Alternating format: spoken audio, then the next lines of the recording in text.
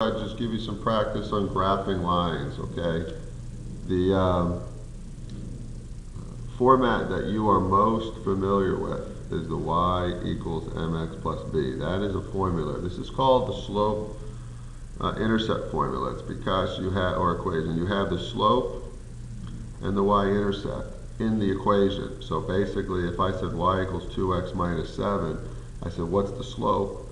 You're going to say the slope is 2. And if I said, what's the y-intercept? You're going to say the y-intercept, which is the b term, is negative 7. And if I give you information like that, I say just graph it. Well, you can follow a very straightforward process. The process is as follows. The first thing you're going to do is plot the y-intercept.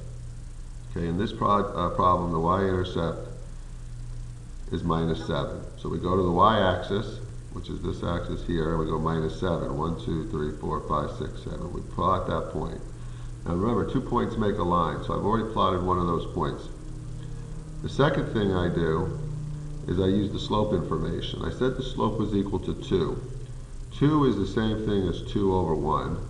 And remember from prior discussion we've had, we know that's the same as rise over run. So we're rising 2 and we're running 1. So I'm going to go back to my point. I'm going to rise 2, 1, 2. I'm going to run once. And I'm going to plot that point. So rising and running. Okay, rising is up and down on the y-axis. Running is left and right on the x. So with the slope of 2, I rose 2 and I ran 1. And you'll use a ruler. But basically, that's how you plot your line. Now, if I gave you y equals negative 3x plus 2, okay, it's a little bit different, okay, but not too much. The y-intercept is 2. It's right there, so I'm going to plot the 2. But now the slope is negative 3 in this problem, okay, which I'll rewrite as negative 3 over 1. So now I'm rising negative 3. Well, rising and negative, it just means you're falling. So instead of rising 3, I'm going to fall 3. 1, 2, 3. And then I'm going to run 1 over and plot the point. So don't be worried if it's a negative slope. You just negative rise, which means go ahead and fall. Now there's another type of problem that I can give you. And I can ask you to go ahead and plot these in what's called standard form. So this was y-intercept. Standard form would look like this. 5x plus 2y equals 10. Now you can do the algebra and actually convert this into y equals mx plus b. We can take and we can move the 5x to the other side. And then we can divide everything by 2. And we have an equation now that's y equals mx plus b.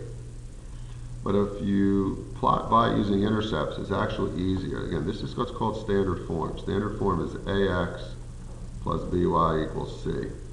Here's your a, there's your b, and there's your c.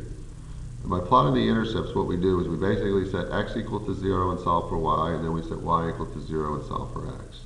So let's start. But when we set x equal to 0, okay, this term goes away, basically. This term goes away. All you're left with is 2y equals 10. And you solve for y, you get y equals 5. So we very quickly can have our first point in 0, 5. Now I said y equal to 0, which is this term. It goes away. I'm left with 5x equals 10. I solve for x, I get 2. So basically we're left with 2 comma 0. And now I have 2 points.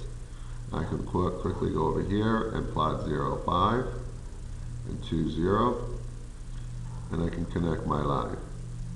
So when you're given an equation in standard form, it's oftentimes easier to plot, which again using the intercepts. The y-intercept, which is 0, 5, it's right here crossing the y-axis. This is the y-intercept. And 2 comma 0, this is the x-intercept because it's where the line crosses the x-axis.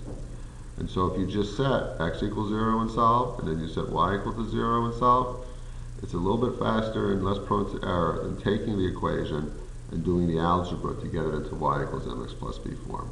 So those are the 2 different ways to plot lines. Good luck.